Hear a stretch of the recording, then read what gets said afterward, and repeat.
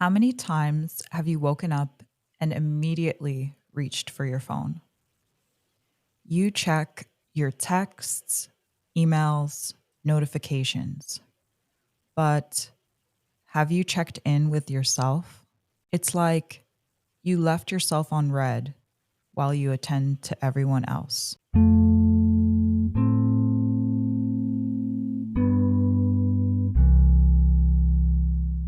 How are you feeling today?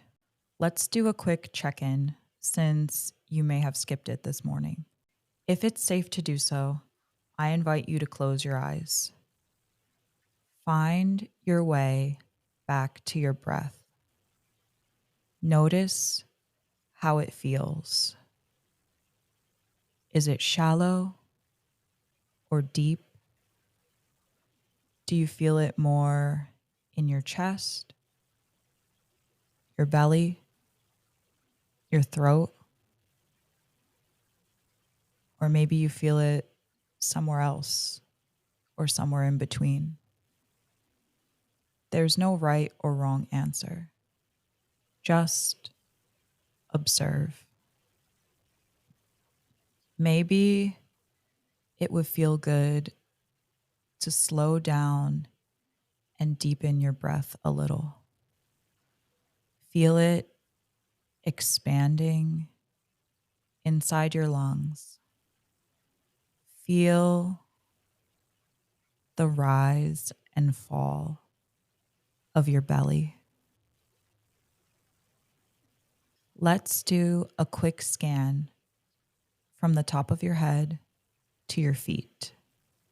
Starting at the crown of your head, notice any sensations. Scan your face. Look for areas where you may be holding tension. Breathe into them. Scan behind your eyes. Breathe into them. Scan your jaw. Relax it a bit. Breathe into your jaw. Scan your ears. Breathe into them. Scan your neck. Notice any tension, any sensations, and breathe into them. Scan your shoulders. Notice any tension, any sensations, and breathe into them. Allow them to soften. Scan your chest, your back. Notice any tension, any sensations, and breathe into them.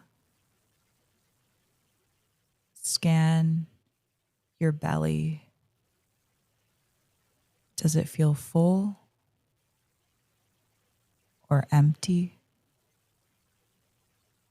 or something in between? Breathe into your belly. Notice any feelings, sensations in your belly. Scan your hips, your thighs. Notice any tension, any sensation at all. Breathe into them. Notice your legs, your knees, your calves, your shins.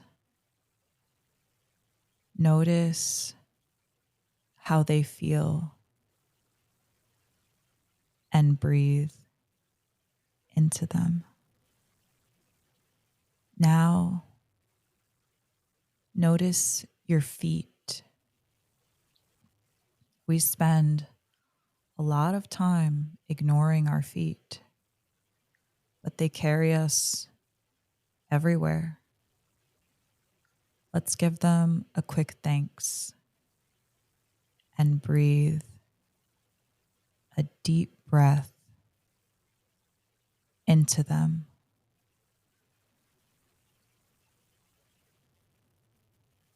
Feel free to return to the natural rhythm of your breath. Let it take you wherever it wants to go, and let it be however it wants to be. Now, I invite you to take a deep breath in and exhale,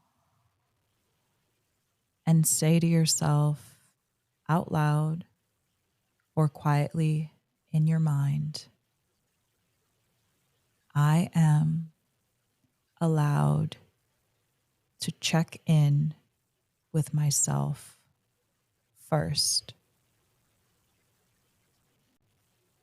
Come back to your breath one last time and remember that you can always return here back to yourself at any time.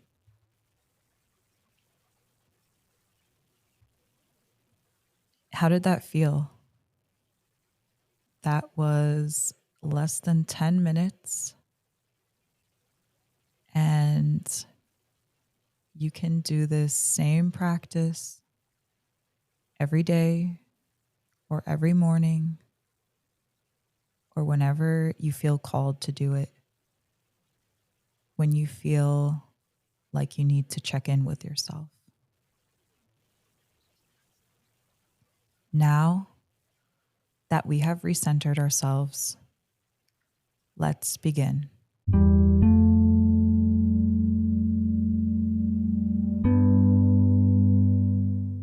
When you make your phone your first priority in the morning, you are basically saying, before I even know what I feel like today, let me see what the world expects of me. That habit trains your nervous system to be on call 24/7. But here's the truth. Unless you're an ER doctor or on some emergency hotline, you are not on call for the world. You can take time and space for yourself. And even in the rare instance that you are an ER doctor or in one of those scenarios, you still deserve time to rest and recharge, at least on your off days. Since you trained everyone that they can always get an instant response from you, you can also train them to accept the opposite. There is no reason that you can't take 10 to 20 minutes to yourself every morning before you start your day. I encourage you to carve out more time than that, but that should be the bare minimum. If someone has an issue with that, then they can kindly go fuck themselves. Because nobody that cares about you or loves you would expect you to constantly be on call at your detriment. And if they do expect this, then you either need to figure out a way to cut them out of your life or to set a boundary to let them know that you are not on call, that you are not Pavlov's dog that is going to respond to every bell and ding that goes off on your phone, that you need time to check in with yourself. If you need an excuse to uphold this boundary, You can tell them to please allow you to take your shower and shit in peace. I know that was a little bit vulgar, but this is serious. This is your health, not just mental, but also physical.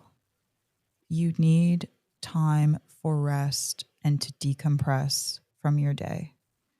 You need time to check in with yourself, and you need time to rest and decompress. I learned this the hard way.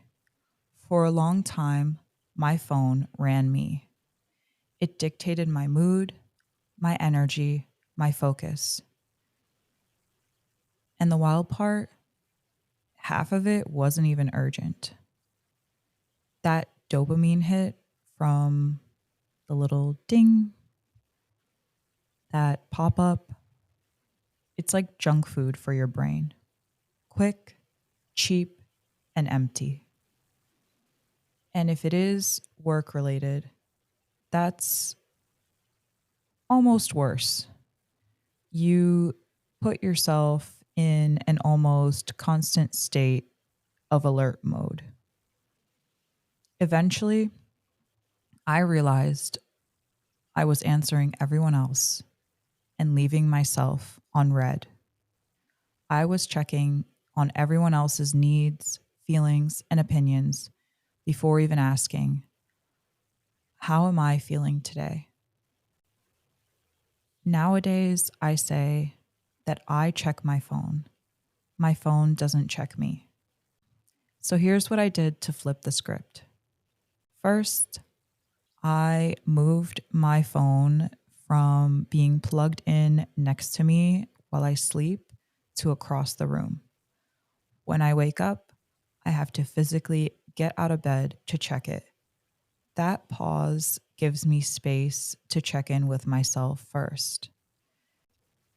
I created friction between me and this habit that I was trying to break, and it made it easier to remember to check in with myself first. The second thing I did was turn off all my notifications. Like I said, my phone doesn't check me. I check my phone when I choose. This also helps with staying focused. And there are ways to set this up so that important calls and people still get through. I've been doing this for a couple years now, and I have never missed anything truly important. There's this weird expectation that you need to drop everything the second your phone goes off. Cell phones have taught other people that we are constantly on call, and I refuse to live this way. For the most part, almost everyone in my life operates the same way and has the same expectations. When I message someone else, I don't expect an instant response. I don't think it's healthy. And I always understand if someone can't get back to me right away.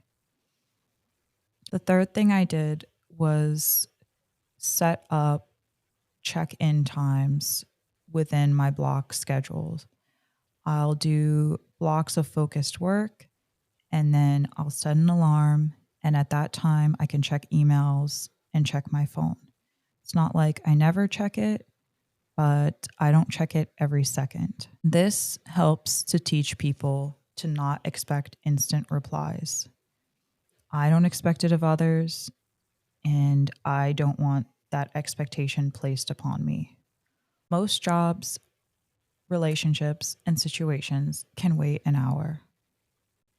And if they can't, they can wait at least half an hour or 20 minutes.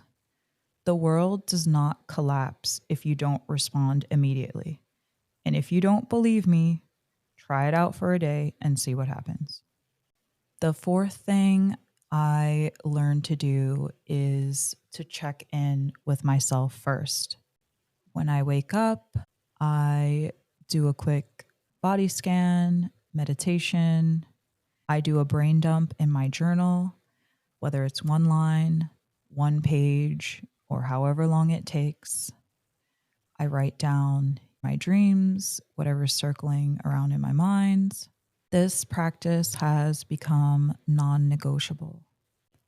I take a deep breath and I ask myself, what do I need today? What is my top priority? What would make me feel like today is a good day? I do this all before I check my phone. Before I check what the world needs of me, I check in to see what I need from myself. If you always leave yourself on red, you will never get in tune with your own rhythm. You will always feel out of sync and out of flow. The next time you roll over and reach for your phone, remember the most important notification that you will ever get is from yourself. Answer yourself first. If you're looking for a way to feel more connected and to check in with yourself, you can sign up for my weekly newsletter, Notes to Self. The link will be in the description. And as always, if you're looking to connect or share something, my email is always in the show notes. Thank you once again for checking in with me and checking in with yourself. I will see you in the next one.